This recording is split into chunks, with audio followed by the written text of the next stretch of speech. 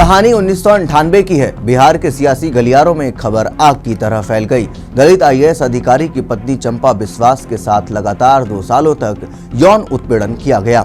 इतना जबरदस्त उत्पीड़न कि महिला की अपनी सुरक्षा और स्वास्थ्य की खातिर नसबंदी कराने की जरूरत पड़ गई। आरोप लगाया गया था मृत्युंजय यादव उर्फ बबलू पर, जो पूर्व विधायक और आरजेडी नेता हेमलता यादव के बेटे थे। बबलू यादव के पास उस समय राजनीतिक संरक्षण और दबंगों की ताकत थी, जिसने उसे यह हिम्मत दी। घटना की भयावहता यह थी कि पीड़िता ने जब न्याय मांगा तब भी प्रशासन और पुलिस राजनीतिक दबाव में थे।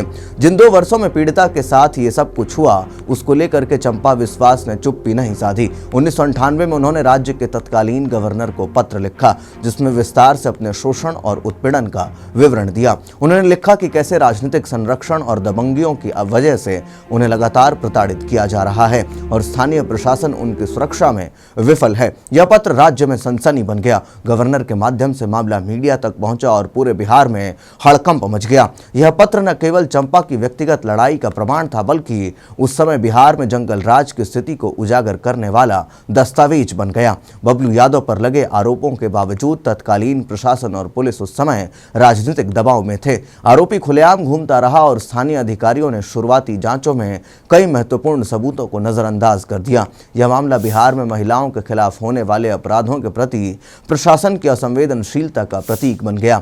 चंपा बिस्वास ने अपनी हिम्मत दिखाई और मीडिया, अदालत दोनों का रुख किया। उनके साहस ने बिहार में महिलाओं के खिलाफ अपराधों पर राष्ट्रीय ध्यान खींचा। अखबारों में छपी खबरों ने राजनीतिक गलियारों में हलचल मचा दी। समाज ने पहली बार देखा कि कैसे राजनीतिक संरक्षण अपराधियों को बचा सकता है, लेकिन साहस और न्याय की मांग अंततः सवाल उठाती तो है। सबसे दर्दनाक पहलू यह था कि चंपा बिस्वास ने अपने जीवन और स्वास्थ्य की सुरक्षा के लिए नसबंदी कराई थी। यह घटना व्यक्तिगत पीड़ा मात्र ही नहीं थी, बल्कि यह उस दौर पे महिलाओं की सुरक्षा और उनके अधिकारों की जमीनी हकीकत को दिखाने वाला उदाहरण बन गई। अदालती प्रक्रिया लंबी और जटिल रही। राजनीतिक दबाव के कारण आरोपी के खिलाफ कार्रवाई में देरी होती रही। बिहार की जनता और पीड़िता के परिवार ने बार बार न्याय की गुहार लगाई। यह मामला आज भी महिलाओं की सुरक्षा और प्रशासनिक जवाबदेही पर सवाल उठाता है।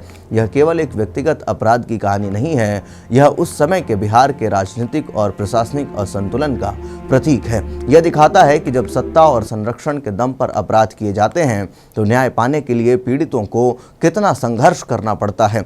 आज भी चंपा बिस्वास का नाम बिहार में साहस और न्याय की लड़ाई का प्रतीक माना जाता है। उनका गवर्नर को लिखा पत्र और अदालत तक की जद्दोजहद समाज को याद दिलाती है कि कानून और प्रशासनिक जवाबदेही मजबूत होनी चाहिए, ताकि महिलाओं के खिलाफ अपराध कभी अनसुलझे न रहें।